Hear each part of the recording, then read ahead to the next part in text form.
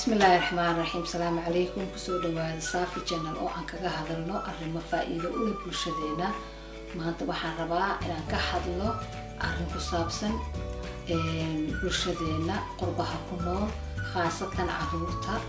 Maxay ahayto caruurta marka caruurta Soomaalida ayaantaan waxaa ka taagan buuq badan xagga qoysaska badi caruuraha ayay aad uga cawdaan oo ay leeyihiin caruurtii dhaqankii ayay ka tagtay. Maxay ahayto waxba ma maqlayaan, marka isku dhac iyo buuq iyo khilaaf badan ayaa jira oo xagga caruurta ku saabsan. laakiin waalidka waxay u badan yihiin inay farta ku fiiqaan caruurta oo ay iska dhigaan inaanay dambi lahayn iyaga. sidaas daraadeed is-afgaran waaweyn ayaa ka dhaxeeya waalidka iyo caruurta. marka aniga arrintan markaan eegay oo u fiirsaday hal arrin ayaan ii muuqatay. arrinta ii muuqatayna waxa ay tahay in caruurta Soomaalida khaasatan wiilasha ay si khalada u labistaan. sida khaladkay u labistaanna ay tahay inay maxay ahayto isu ekeysiyaan dadka nooca xun ay isu ekeysiyaan, aanay dadka wanaagsan isu ekeysiinin. labiskaaga wax badan ayuu ka sheegayaa nooca aad tahay. haddaad aan ku soo celiyo labiska aad maxaa la dhahay Soomaalida waxay dhihi jireen hugaaga wuu kula barya tagaa. sida aad u labisan tahay dadka markay arkaan macnay leedahay. weliba dhulka qurbaha aan ku noolnahay dadka siday u labisan yihiin waa la eegaa. dharka aad gashan tahay, kabaha aad gashan tahay, sida aad u hadashid, waxaasoo dhan waa la eegaa marka aad meel shaqo tagaysid ama aad community-ga ku dhex jirtid. marka nasiib daro wiilasheeni waxay isu ekeysiyeen dadka maxay ahayto gaangiska la leeyahay iyo shuftada isu ekeysiyeen. maxaa yeelay sidoodii u labisanayaan. waalidkiina waxay u muuqataa inaanay ka warhaynin sida caruurtan ay u labisan yihiin macnaheeda muxuu yahay.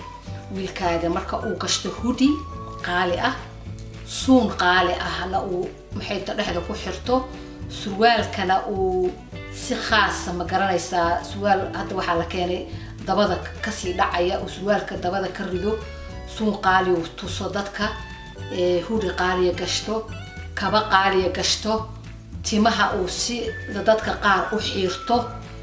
hadda wiilkaaga marka wuxuu yiri welcome guys, aniga one of you baan ahay camal waaye, waxaan ahay aniga gaangaan ahay, waxa waaye invitation waaye. wiilkaaga sida uu u labisto ayaa invitation siinaysa dadka maxay ahayd xun inay wiilkaaga soo raadsadaan.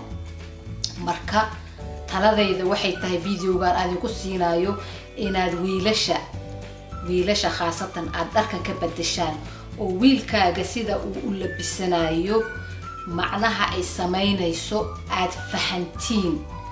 wiilkaaga hadduu sida ciyaala suuqa u labistana ciyaala suuqii u yeedhay oo waa sign kuwaasaa soo aadaya. hadduu si fiican oo decent ahoo sharaf leh u labistana dee dadka sharafta leh ayuu ka mid noqonayaa. kuwaad isu ekeysiisid qoonka aad isu ekeysiisid unbaad ka mid tahay. taas waa fahamsantihiin kulligiinba. marka waxaan rabaa inaad dib u eegtaan wiilashiina sida ay u labistaan. hadda kasoo qaad for example hadday gabadhaada ay labisato oo ay si xun u labisato oo jidhka marba meel muujiso oo maxay ahayto dhar gaagaaban ama dhar ku dhagan gashato, marka waa hooyooyinka way muraaro dilaaci lahayn. waxay dhalaan gabadhaydii dadaaba ka muraaro dilaaco dhaha gabadhaydii suwaalay gashatay iyo gabadhaydii timahay fayday. marka gabadhaada marka ay naasaha qaawiso oo dabada qaawiso oo si khalada u labisato, that means invitation ayay u diraysaa dadka xunxun inay soo raacaan. taas waa fahansantihiin waana ogoshihiin. ogolow wiilkaaga markuu sida gaanka u labistana oo uu hoodie iyo kaba qaali iyo wax aan awoodiisa ahayn uu ku labisto oo timihii sidii gaanka u samaysto oo sidii gaanka u tallaabsado oo sidii gaanka u socdo ogolow wiilkaagana inay dadka noocaas ah ay soo raadsanayaan oo uu ka mid noqonayo waa inaad ogolaataa oo aad og tahay marka videogan ujeedada aan u sameeyay waxay tahay inaad fahantaan wiilashiina habka ay u labisanayaan inaad fahantaan iyo macnaha uu samaynayo sida gabadhaba markay isqaawiso aad u fahansan tihiin dadka ay soo jiidan karto ayuu wiilkana markuu si xun u labisto uu dadka xun soo jiidan karaa arrintaas waxaan jeclahay inaad ila fahantaan wiilashiinana aad ka ilaalisaan inay si khalada u labistaan iyo inay wax qaaliya oo awoodooda ka baxsan